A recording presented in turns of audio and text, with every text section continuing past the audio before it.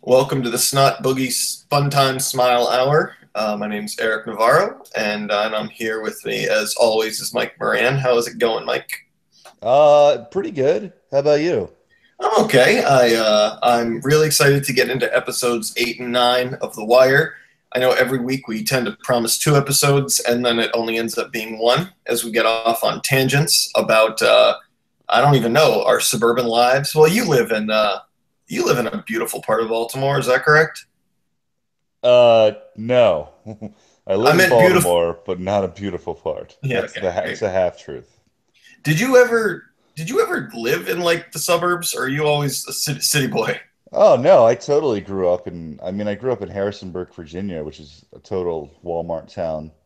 And then and then in high school I lived in Cockeysville, Maryland, which is slightly worse. Okay, gotcha. I only So, moved to the city in my adult life. yeah, because you're now about that life. So what we're Yep. gonna do is we're gonna do episodes 8 and 9, lessons, and one of my personal favorites, game day. Now, just a very quick aside before we launch into the episodes. You should have seen it, Mike. I had these notes that I made a couple weeks ago for these episodes. I had each scene lined out, characters. I really did it up. I had Yeah. all my analysis of each scene. I went to a couple of websites that I always read, and then pulled some stuff from there that I wanted to include and debate and discuss. And then this morning, when I opened it up, the file was corrupted. So what we're Wow. gonna do is I'm gonna go through, and it might be a blessing in disguise. I'm gonna use the Wikipedia like summaries of the episodes to kind of go through. Okay. So it may be a blessing because I tend to go off on tangents and describe the scenes in way too much detail. So this might actually work best. So if I miss a scene because the Wikipedia thing doesn't have it, and you want to talk about it, throw it on in there. Just stop me. Okay. Um, so the way we'll do lessons, the way Wikipedia has it organized, which is pretty cool, is they have the police and they have all the police storylines, and then they have the streets and all those Yes. storylines. And then game day, it just is one solid block of text. So we'll see. It'll be different. Really But weird. yeah, yeah. I like whoever decided to split it up between streets and police. Hmm. But so we start open with such a cool scene of lessons, which is where McNulty's got his kids at the marketplace, Hmm. and they run into Stringer, which is not the first time he's gonna, people run into Stringer at quote unquote civilian locations. The guy is pretty out and about, and he has his kids. Just goes to show how much cop life permeates into his personal life. Has his kids doesn't have to explain how to track Stringer and how to like Right. get information on him. He just says, "Hey, remember that spy game that we came up with?" Indicating that this is not the first time he's had his kids leave his sight to follow criminals in Right. the past. So it's so hard because it's just a classic McNulty. Are you a good person because you're good police, or a terrible person because you put the ones that you love in mild danger, but danger nonetheless? Yeah. Which doesn't help that he loses them. And Right. but I do love how at the very end, his older kid manages to get Stringer's car license plate number, and Yeah. and McNulty is just beaming with pride as he tells it to Right. Bunk, and he's just like Yeah. so proud of his kids. Yeah. I Yeah, like that it. was a great scene. I like how you're saying yeah and just like hype. You're doing the hype man thing, and it makes you agreeing with it like that. It makes me feel like I had a part in the scene. I'm just describing it to you, and you're enjoying it. So it's giving me a boost of confidence. So thank you for that. Sure. So in the detail office, we have Herc and Carver, and they're talking about the sergeant's exam that they're going to take, and they kind of do the whole street smarts versus book smarts thing. And well, Herc is more rape smarts. It's just what it ends Right, up yeah. being. Yeah, I feel like Carver actually kind of hints that that he thinks Herc is kind of taking it too far, you know? Yeah. Like he's starting to get sick of him too. Well, yeah, it's kind of like, and I can't tell if it's since all we've seen is them be meatheads. Maybe Hmm. is Carver actually the one who's smart, who just kind of fell, like the Bodhi kind of thing, just fell into this role Right. of rip and runs, or is he changing because they're experiencing a lot of new things? And at first they were kind of like, yeah, whatever, who gives a shit? Like, we're in this new detail, let's just get through this and go back to our normal jobs. But maybe now, like, Herc is still kind of like, no, this is just a detour. But maybe Carver's like, well, this is actually a learning experience. Um, and I believe, do you remember if they take the test in this episode? Um, I well, don't think so. oh, okay. Well, some solid. It's a scene with some solid ball busting, nonetheless. So Prez kind of comes in. And he's like, "Hey, I need you to monitor like the pit, or at least some area in there. We need you to monitor them." And they're like, "Go fuck yourself." And then Kima comes in. She's like, "Hey, can you guys go monitor that?" And they're like, "Okay, Kima."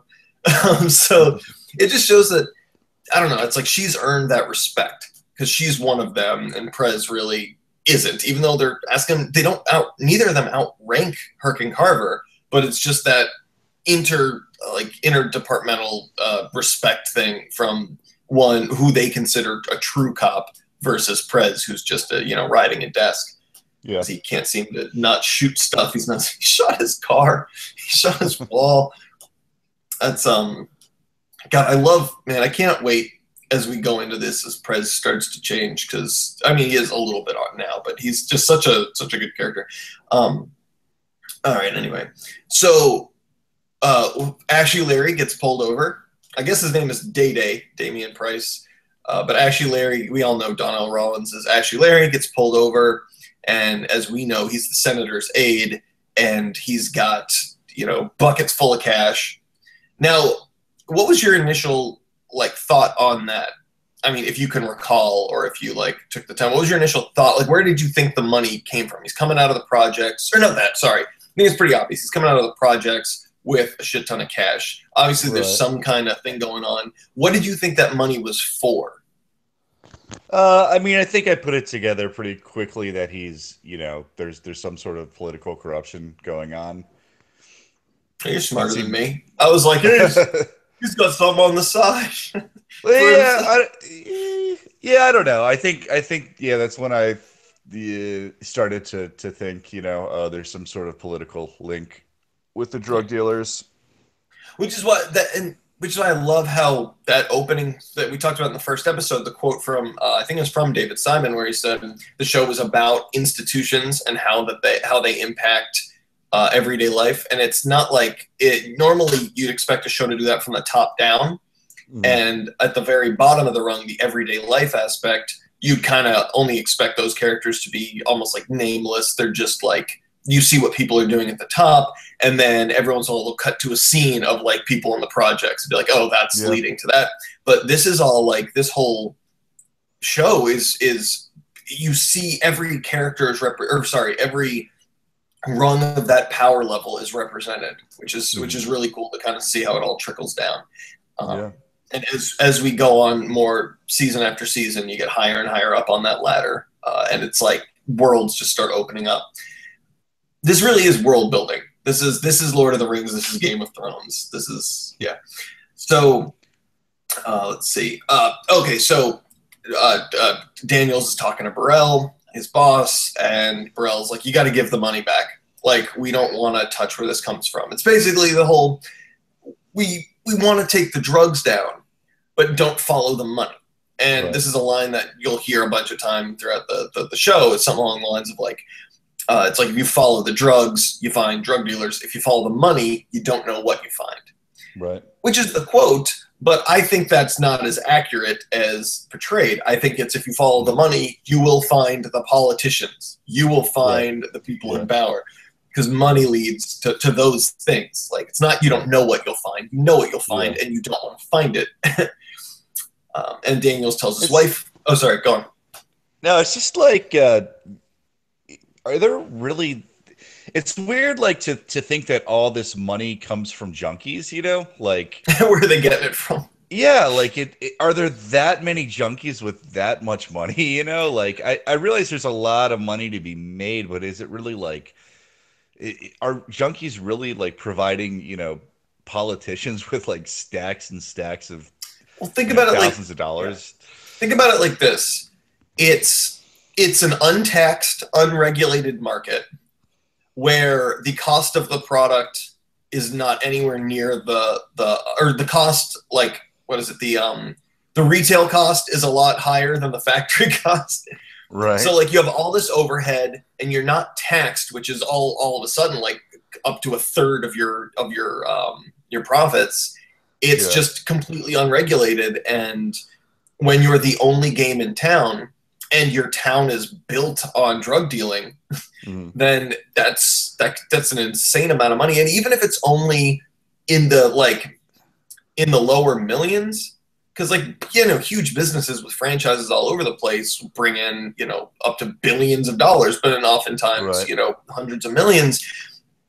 In this particular local politician level and local business level, and as we find out, Stringer and Avon are buying up properties. A handful of millions of dollars goes a long, long way when most companies seem to be trying to take over the world. They're just trying to take over the Baltimore projects and keep a couple of local politicians in their pocket. It's not that I can't imagine it. $1 million there goes a lot further than $1 million in the world, I guess. I don't know.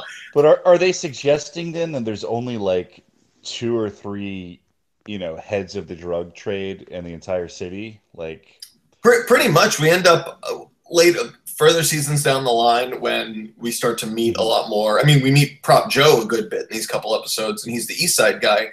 When they all get together, it's like a round table of maybe like 20 people, and each person has like 2. If there's 21 people and each person has 2 of their muscle with them, you have 3 per section. There's only 7 sections. So yeah, like essentially 7 guys. And the if you notice, like the people who are selling drugs get paid out everybody gets paid out like a pimp pays. It's really just I hold on to all of the money, and when I deem and how much I deem reasonable goes to you when I decide. And people keep working for them for various reasons, but as you can tell, they can just not pay them. And people just keep on working. Right. So it's like it's not only an unregulated market, but it's also a monopoly. Yeah. Held together by public perception and terror. So it's wild. And that's the other thing is he was only found with what, like 20 grand, 40 grand, I forget which. But that's not, when you think about it, that's not necessarily a crazy amount of money. Right, especially when that's like we're seeing it as a major contribution for where it's going. This isn't like an everyday occurrence. This is so every so often kind of thing. So Daniels tells his wife about how like his superiors like take down the wiretaps, give the money back, and she asks what does the deputy have on you, and he kind of doesn't reply. So it's still up in the air whether he actually did anything wrong, but maybe that theory we talked about a few episodes ago makes sense, where that's why he's got all this nice stuff. that's the I feel like that was, I don't know, for me that like kind of confirmed it in this episode. Yeah. I am such a Daniels apologist because of the position that he's in. But no, I see that. Okay, but I could see these guys being like good cops and like devoted to their job and still being like, well, it's, I'm still going to take some on the side because everybody else is corrupt and, it's just not a big deal. Yeah, it's like the Patrice O'Neill bit where he's talking about why gas is like $5 a gallon. And he's like, because they can, because fuck you, that's why. And it's like, that's what, what is it? It's like the price of bread went up too, because it's like, everybody else's price is going up. I'm not going to be a sucker. It's like, what are you going to do? Go to school with just peanut butter and jelly? You need bread. Man, I butchered that. Well, so let's see. So the judge, the ever so slimy judge, who's helping all of our favorite characters, has McNulty and Greggs into his chambers. Has the line, "Who's your daddy now?" because he helps them. Basically tells Brill he's going to put him in contempt of court if he doesn't keep the wiretap up as long as was initially granted. And later on. I mean, is there anything else to add to that? He's a slimy guy, but he's helping him out for whatever reason. Well, wasn't there like kind of a sexual element to that too? I know there was when he talked to Rhonda. I'm sure. Right. I'm just, at this point, his sexual nature just kind of I just tuned that out. It's like he's Probably always for just the best. yeah. It's like that's just his. He's so slimy. Yeah. I wonder if we're gonna find out if he has dirt on him. I It's feel weird. like It's weird to watch like middle-aged people being sexual, and then to think to myself, like, well, is that my next step? Yeah, I was gonna say, like, are you flirting with the mirror? You practicing? You just had a birthday. How old are you? 34. I'll be 30 pretty soon, and That's that's why I'm keeping my hair long like this because I look 12. Like, as long as I have this, Yeah, dude, I looked like a child until like 2 years ago, and then one summer just all fell apart. it's like the inverse of like the girl goes away junior year to like summer camp and comes Yeah, back like totally. fully developed. You're just Right. you're just the middle-aged version of that. Yeah, I came back and suddenly I'm a dad with no You went to children. dad camp, and yeah, Yeah. exactly. Who's your daddy now? All right, so at the detail, the wiretaps. No, I'm just reading off Wikipedia. So if I were to give a brief description, I would just say I that, would just say, and this is just off the top of my head. Okay, so I'm going to highlight this because now it jumps further in time for something that happens on the streets. So I'm going to rewind and talk about the streets a little bit. So one of Wallace's like people in his house, like the kids, needs help on the math homework, and he gives them a simple problem. The person can't do it, and then he rearranges the wording to make it fit the count, like selling drugs. And it's the exact same, it's the same problem, and she can do it no problem. And he asks, well, why can you do that? But how can you keep the count straight but not do this math problem? And she says, well, if I don't keep the count straight, they beat the shit out of me. So it's like, yeah. And now that one, so I give, one of the things I do for a living is I give that kind of like intelligence and academics and all those kind of emotional behavioral testing. And so that's something that's called, that would be in a section of an intelligence test called arithmetic, where it's a working memory, like head problem that involves math skills. And it's always interesting when you think of the cultural implications of those questions of, it's hard for me to like, so this isn't the point that they made in the episode, but it definitely rings true for what happened. When he was giving the math problem, as it was, she was having trouble visualizing it because it's not her experience. Right. But the second he put, I mean, the whole, they'll fuck you up if you can count wrong. Yeah, that shows a sense of emergency and a sense of urgency and necessity, which I'll talk about in a second, to keeping the count straight. So that's accurate, but that's not why she was necessarily able to do that problem. Because there was no real there was no real threat in that moment. So that the threat didn't exist. So that wasn't motivating her brain. That would actually distract you, I think. But it doesn't matter. The point is, she wasn't able to visualize the original problem because it wasn't necessarily part of her everyday experience. Right. But the second you have the count, the second you have, he puts it in all of the. He's got the junkies coming up, exchanging, like going around the corner, like all that stuff. She can picture it in her mind as clear as day. And so she doesn't have to think about keeping the word problems pictures in her head, which distracts her from doing the actual math skills. And because it's formed in a way that she can keep it all in her head, she can just focus on the math. Which I thought was really, and it didn't even seem to be the point they were trying to make, but it was a point that they made by recreating what I assume is based on an actual event or an actual story, as much of this show is. But they also mention with they'll fuck you up if the count's not right. It really shows how much necessity drives all that stuff, where it's like, they say war is the greatest thing as far as pushing forward inventions and technology, because that is the most necessary time to advance those things and situations where you would advance those things. So when you bring that technology to civilian life, then you're like, it's amazing. That's where all these technological advances come in. And so it's similar to that in nature.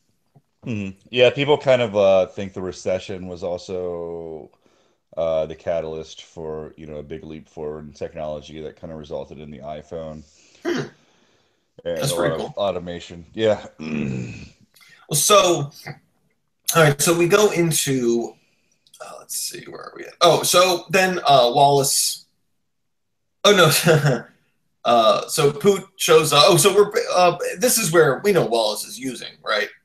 Yeah, we've talked Yeah, I about that. guess I was still confused at this point because it didn't Yeah. really like I thought he was just depressed, but then, he just got $500 and he needs to borrow money. Yep. Yeah. But I don't know. It didn't really seem like he was using. Like I don't know if like it was just the acting, but he didn't seem like he was high. I don't know. Oh, okay. I think it was just because Poot. I'm just blanking on the order of the scenes at this point, and Mhm. so, but I think it was also because Poot was just like he comes in, he's like he just reveals you've just been laying around all day, and yeah, I guess Right. depressed could do that too. But like obviously Wallace doesn't have the best. He hasn't been taught the best coping skills. So he probably does what he sees everyone else around him doing, and he's like, "Well, if Right. I get high, and then I don't have to feel horrible and guilty." Yeah.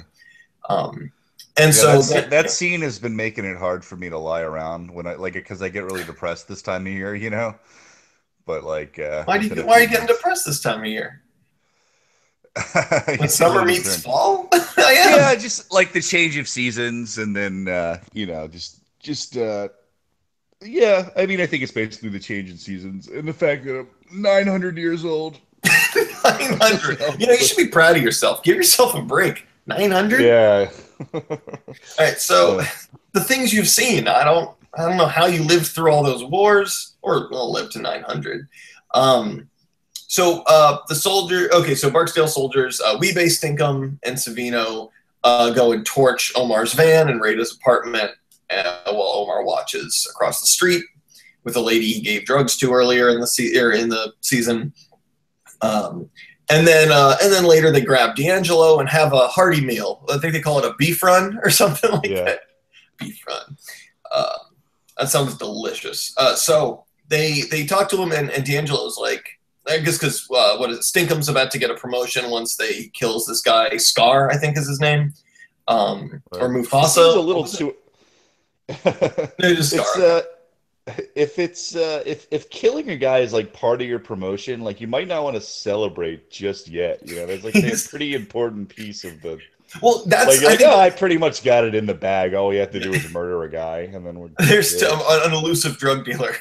Right? Yeah. Yeah, there are two things that one I think it's because of their impulsive nature.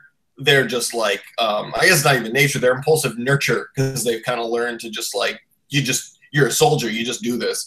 That it's just but it's also the amount of times that they've done something like this. He's like, oh, this is the easiest thing. I might as well be Yeah. just like picking up something at 7-Eleven to bring to Right. Avon, and It's I'll like pick him up a soda and some crab chips probably, It's and all downhill from here. yeah, pretty yeah. So they're talking about that, and D'Angelo mentions like, oh yeah, I might be getting something good too. Orlando wants to pick up some on the side, and they're like, I love how they look at each other like Orlando's getting fucked up right now. Like that's over. And then they kind of just, with a lot of tact, truthfully, say to him, "Hey man, maybe you should, just bring it up to your uncle. Just run it by him. I'm sure it'll be Mhm. fine. Just run it by." Like it's like Right. it's like they do not want him doing that. They know how bad that's going to be. Um, the other thing I Yeah, wanted to I was a point, little yeah, bit confused about that. So D'Angelo knows that he can't. That the whole deal is to not tell his uncle with that, right? I guess, but I think that's hard to tell because D'Angelo is so naive, and and remember we theorized a while back how Avon has probably been sheltering Mhm. D'Angelo from the worst of the stuff, Mhm. and or at least he keeps him in the dark intentionally, and he tells him that I don't think D'Angelo may even understand the politics. He may think of it Right. just Yeah. like Orlando, because Orlando knows what he's doing is not good, but Yeah. like he I don't know. It's just like Yeah. It D'Angelo's seemed probably like like, oh yeah, D'Angelo. it'll be easy, no problem. Yeah, I think he like genuinely thought like, oh, I should tell my uncle. Like, I thought we were keeping it a secret, but I guess not. Yeah, I guess. Or maybe that just does help. I think, yeah, I don't know. I could be missing a couple key pieces of information, which is making me not see it that way. But the way I just had seen it was, he was like, oh, yeah, we don't need to tell Avon just because it's not a big deal. Right. Like, Avon really cares about X amount of dollars. It's not like it's going to be, sold in his territory, or well, it is. I don't know. I can't see. Yeah, I guess. Oh, it's anyway. He tells him Orlando gets fucked up, and Avon's like, your only job is to be clean for my liquor license. So like, just moron. And but the thing is, when Orlando gets thrown out of the office, and the strippers kind of laugh at him.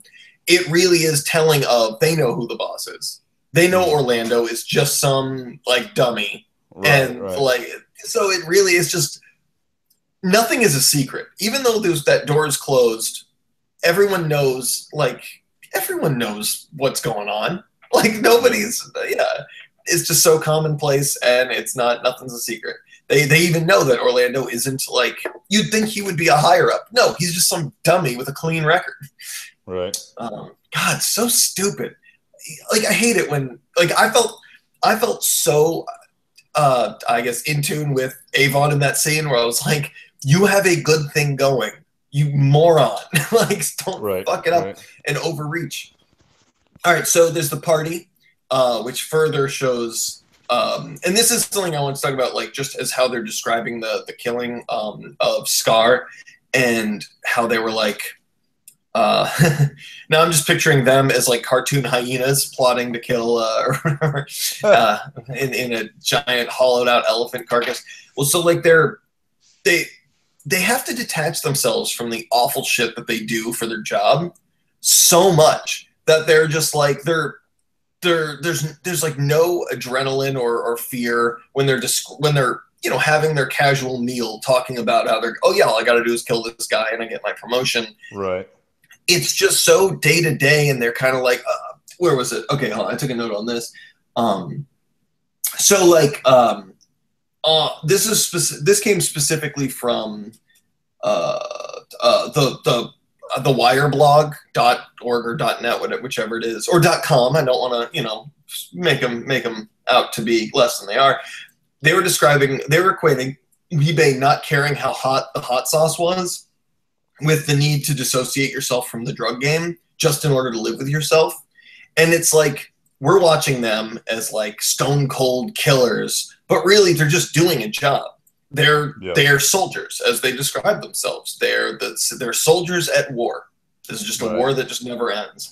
And they have to dissociate themselves from these things. Otherwise, they won't be able to live with themselves. It's not like Wallace and D'Angelo are one type of person and Stinkum and Weebay are another type of person. They're all the same type of person, is in that they're just people, but one set of them has had experiences that have led them to successfully dissociate the things that they do from them as a person.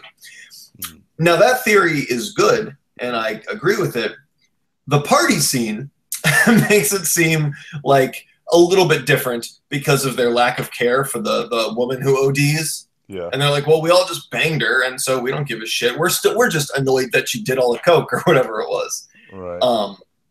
And it's like the way when they find out she's dead is just like, it's less, oh my God, we've killed someone who's completely innocent, who we had some kind of relationship with. We knew this person. It's more, or even like, oh my God, this is horrible and I'm concerned. No, it was, great. Now I have to get up, put pants on, and bury your body somewhere or throw it in the river. Like, this is gonna, my night is ruined. Yeah. And of course, D'Angelo is just super fucked up, and we know that he's like dating her coworker. She's one of the strippers. So I didn't think he was all that fucked up, though. You mean like torn up about the death? Yeah. I think he's like more so than the other guys, but he still was just kind of like, ugh. Like, I don't know. I didn't think he was like all that. Like, it wasn't like with Wallace or anything where he's like so freaked out. Like, he was just kind of like a little bit disturbed. Yeah. I assume you've watched ahead. Have I? Is the Wallace thing later? Yeah. Really? Yeah. No. I mean, where he found the body. Yeah, yeah. Oh, sorry. Who am I thinking of? Wallace is. Oh, my. God, this is embarrassing. Sorry. I'm sitting here. I'm just like, I'm confusing him with D'Angelo. And I was like, what happened to D'Angelo? All right. Okay. My bad. Anyway. Yeah, do you know which one I never confuse? McNulty and No. any of the Poot. black people. No, Poot. Yeah. Okay. Yours is better. No, you know why? Because Poot loves pussy. Oh yeah. That never confuses me. Sure. Oh, my bad. Not D'Angelo. What am I saying? Bodie. All right. Anyway, moving on. Where am I? You got me all, babe. You got me all fucked up. Okay, so Weebay and Stinkum prepare to hit Scar's corner. But Omar emerges from the shadows. I like this retelling of Wikipedia. Right. So anyway, Omar comes out, kills Stinkum, and wounds Weebay. And do we find out how Omar found out about this? There are lots of theories that I read online, and shout out to some Reddit. And it seems to be, it's like he seems to know everything else, like that he doesn't even have to be there for, like about Bird's gun and whatnot. It's weird. Are we gonna? I mean, it's weird how like he's kind of a supervillain, but you know, this isn't the type of show where there's supervillains. Yeah. Well, so it's like, right. Are we gonna find out like how he is privy to all this information at some point? You know. Well, he is. He keeps his ear to the streets. The show's actually titled after him. He's got a whole wiretapping network. It's tin cans mostly, but it's all hooked up to his little shack. And no, he's like, that's actually, that white van was a surveillance van. It's a whole thing. So it's all a dream in Snotboogie's mind. So he's got like, he's the Robin Hood. And I think he's even described as such later on in this episode or the next episode, where he's like, he gives out, heroin to poor junkies. Right. And so I would imagine that people will tell him all sorts of stuff. Like he gets paid in information. A good point.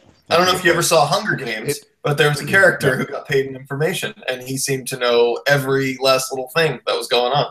Yeah.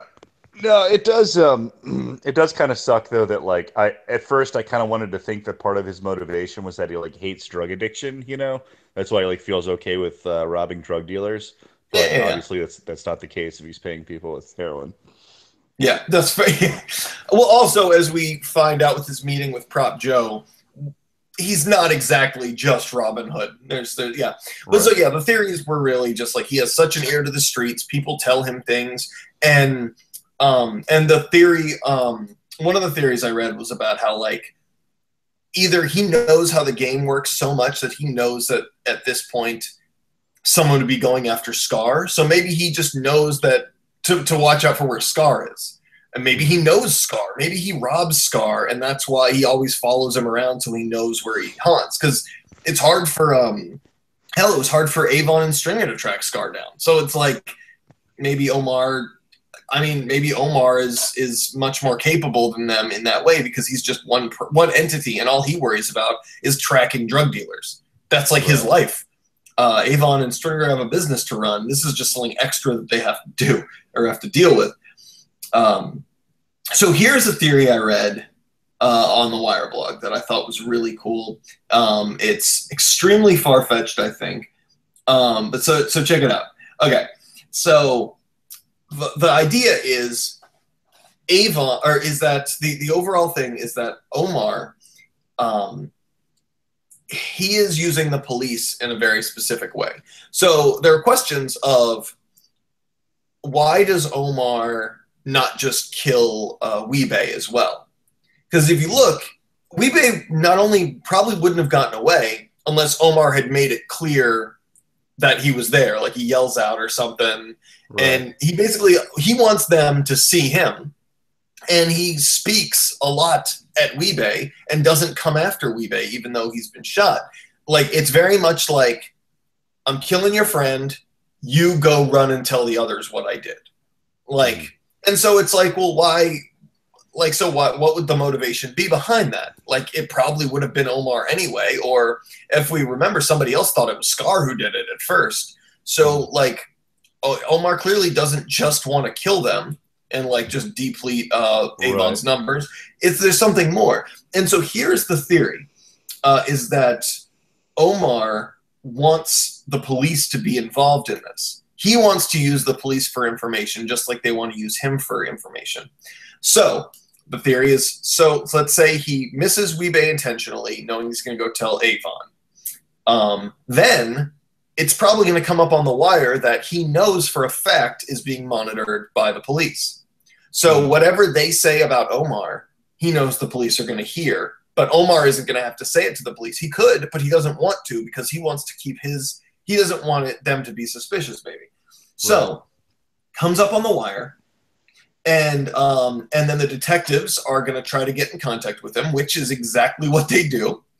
And he immediately responds to McNulty's message, like immediately, which is not very un-Omar-like. So then Omar Omar's like, good, I got my invite back to the office. I didn't have to seek it out. They invited me back to that office where I know they're searching for Avon. So also we saw a quick little scene where Omar sees the bulletin board that they're constructing of Avon and his crew. So he knows that that's there and that they're working on it. So when he comes back, he kind of uses one of Freeman's remarks as a way to like, he suppresses his laugh, covers his mouth, and lets his eyes wander to the board. No, I'm just reading. And so we see it picks up on the photo of Orlando's club. That's a specific camera angle we see. Maybe with all that Omar knows about Avon, he doesn't know about the fronts. He doesn't know what clubs or what places are owned by Omar. That may be a closely guarded secret by those who work in the club. And so because he was able to get back into the basement office, he saw more progress that they had made. And as we see at the end of the episode, he's staking out Omar's to try to kill Avon. Right. So what do you think of that? What do you think of that theory? That he was all of that, like that was a specific plan to get the cops' attention so he could get more information on Avon. Yeah, it does kind of explain why he would be like, my question was kind of like, why are you screwing up this deal with the cops so blatantly and repeatedly? You know, like they very clearly were like, take a step back, and you know, he's very clearly just not doing that.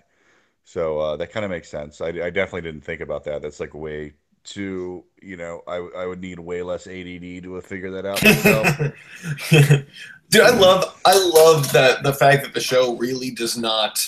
They never have that scene, I don't think, at least, if I'm recalling correctly, that a lot of shows have at the end of the episode where it's like the camera pulls back and somebody just blatantly says their goals. Right. Like, we don't have that scene. Like that you always see in the trailer of like the movie or whatever that explains everything. Yeah, exactly. Yeah. And so it's because they don't have that, we're actually left with a lot of conspiracy theory, a lot of what's really going on, and as we mentioned with that camera that kind of pans to Orlando's, it's just very subtle little things where it's like sometimes and so in that it could have been Omar's just, you can't control him. Omar's going to do what Omar's going to do in the heat of the moment. I've already talked about how I think he has bipolar disorder and how he may be very impulsive and manic, and he decides to do what he wants to do when he does it. And so maybe all that just happened. He happened to be in there. He happened to glance over and see Orlando's and was like, sweet. What a great coincidence. Right. I'm glad that happened. That's entirely possible. But I love how the show keeps it that you can craft these like wild conspiracy wild like theories of plot and chess game, whatnot. And the show is detailed enough and like well written enough that you could go like in any other show, if you proposed a theory like that, you'd be like, well, there's not enough evidence in that show to explain that, so it's probably just overthinking it. But in this show, it's like, probably. Like the creators don't give a shit if we get the full scope of the genius that they created. Like they're just so the end of the streets, before we jump to the end of the police for this episode, let's see. So we got so Stringer tells so Omar increases, you know, the bounty on Avon increases the bounty on Omar, and after all the people leave, Stringer waits for them to leave so he can have the real conversation with Avon, like, this is getting out of hand. We should just propose a truce, and then we'll kill him, like, when we meet with them. We don't need to go hunting him down in the streets. This is just not healthy. And Avon is pretty skeptical of the plan. And this also kind of shows, like, an initial difference between Stringer and Avon. Stringer is clearly the businessman, and Avon is the gangster. And so what blows my mind, because this seems to always happen, every time you have a pair of, and this is based on real, like, situations and real, like, drug kingpins. Why is it that I think I have an answer to it, but why is it that in those cases, the gangster is the one who's at the top as opposed to the businessman? Why isn't the gangster the right-hand man who is the muscle keeping people in line? Right. While the real king is, because Stringer's out in the field. Stringer's the guy going to court. Like, why is that? Stringer's the public face. Why is that? In the world of, like, lawlessness without, like, the Hobbesian Leviathan, probably, like, the violent guy is on top, Mm-hmm. Yeah, that's kind of what I thought too. It's like we really see how much people only don't testify because people are getting killed in the streets for testifying. Right. So it may make sense but that's what sucks is, like, they really are. It doesn't seem to be, and because of that image issue that you need Avon to be a strong hand. That's why Stringer had to. They may be 50-50, but in reality, they're 51-49 with Avon on top. Because if Stringer had mentioned that in that meeting, that would have been terrible, like, PR for them. That would have made them look divided. It would have made them look weak as far as Avon's concerned, and Stringer for that matter. That's why Stringer waited to talk about it. It's just everyone needs to think of Avon as, you cross me, you die. Right. Or otherwise it all falls apart. And Stringer knows that, so he needs it to all come from Avon, and which puts them at a disadvantage in situations like this where Avon is truly thinking way more emotionally than he should be.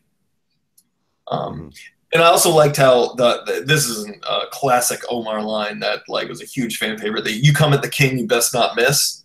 Right. Which obviously references them, like, messing, like, torching his van, and so it's like, you didn't get me, so I killed one of your guys, wounded another. And then at the as we see in the next episode, Avon does come at the king. And Omar comes at the king in Avon, and he does miss. Or is that this episode? Whatever. I don't know why I even asked. I think it's the next one. Is it? Okay. Well, it's not on the Wikipedia page, so it must not have happened. All right. It's like he attacks twice in 2 episodes, doesn't he? Yeah, probably. These are some good episodes. The season really heats up at this point. All right, so now we're back on the police. And the wiretaps reveal Stinkum, the murder, and implicate Omar, just like Omar may have wanted. So they bring Omar in. We saw all that. So Greggs goes to Freeman, and she's worried that she caused Omar, that she caused Omar to volunteer as the witness. And Freeman is just like, nope, justice can be served without Omar. Because obviously they're like, well, now we can't have Omar testifying. That would be insane. But he's like, the ballistics match. The information Omar gave them was correct, so they're good to go. So I guess later on, Bunk tells McNulty that Ray Cole, another cop, got caught the Stinkum murder, but they want that murder, and knows that McNulty knows that Omar's the shooter. So they basically go, okay. To the guy Ray, he's like, give us that case, and we can do what we want to do with it, and we will give you a closed case in return. And the officer Ray Cole looks like a puppy or a dog who's about to be put down and has no idea. Just, okay, that sounds great. Oh my God, that's so wonderful. Oh my God, we're going outside. Oh my God.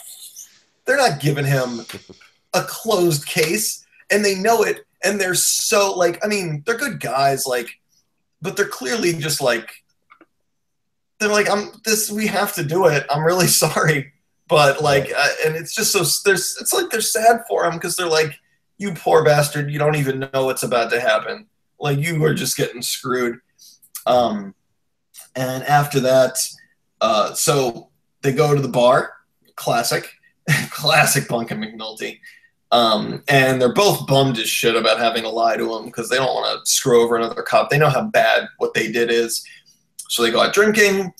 They talk about how weird it is to protect Omar from a murder investigation. So at least we know that this is kind of like the first time they've ever done this. Because McNulty, it's that back and forth of like, are you really, like, he's so rigid with the law, but he's going to protect a murderer to let drug dealers go free kind of thing. Right, yeah. And granted, I mean, you can argue they're murderers too, but it's just like, his and actually, you know, I'll talk about that briefly, because that's something that, like, let's talk about the end of this last couple scenes. So then McNulty, who did he drink in that scene? I know he's initially turned down drinking. I forget if he ended up having a few. But I don't think so. Either way, he leaves Bunk blackout drunk with a woman who's like winking at him.